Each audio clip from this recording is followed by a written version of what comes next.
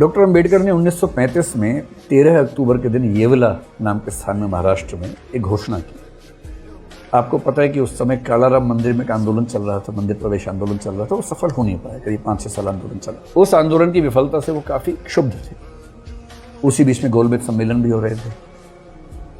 1935 में उनको लग गया कि पूरी कोशिश करने के बाद भी मुझे अपने धर्म में मानवीय सम्मान नहीं मिल पा रहा है। तो उन्होंने एक दिन घोषणा कर दी कि मेरा जन्म हिंदू के रूप में हुआ जो मेरे बस में नहीं था, और मैं हिंदू के रूप में मरूंगा नहीं क्योंकि ये मेरे बस में है। इस बात से बड़ा हड़कंप था। ये बात उनके दिमाग में 1927 से ही चल रही थी।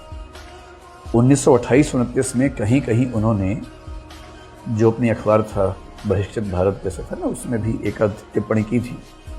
यहाँ तक लिखा था कि अगर आपको धर्म बदलना ही है तो मुसलमान बन जाए। तो लोगों को लगता था कि जब 1935 में घोषणा की तो शायद वो इस्लाम चुनेंगे। लेकिन 35 के एकदम बाद उनका रुझान सिख धर्म की ओर काफी बढ़ता हुआ दिखा। उनका बेटा अमृतसर गया भी, कुछ महीने रहा भी समझने के लिए। वो खुद भी अमृतसर गए एक कार्यक्रम के लिए।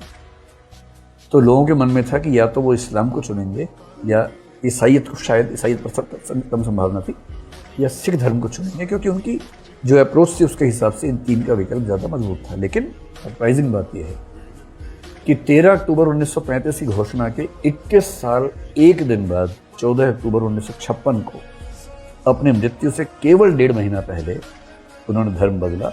और जब धर्म बदला तो कौन सा धर्म था? बौद्ध धर्म।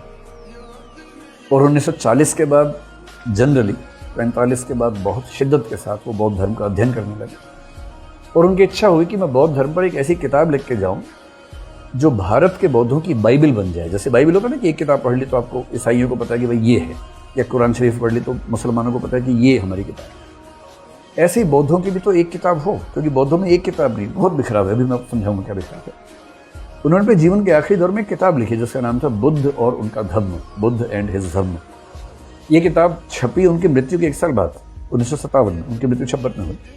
और वो लिख चुके थे, प्रूफ रीडिंग कर चुके थे, रेफरेंसिंग कम कर पाए थे, जो रेफरेंसिंग बाद के लोगों ने की। जब उसका हिंदी अनुवाद भी है 1961 में, रेफरेंसिंग बाद में हुई। रेफरेंसिंग का मतलब उसमें जहाँ जहाँ कोई उदाहरण था तो वो कहाँ से लिया गया है उसके रेफरेंसेस बाद में जोड़े गए। लेकिन हाँ, वो लिख चुके थे।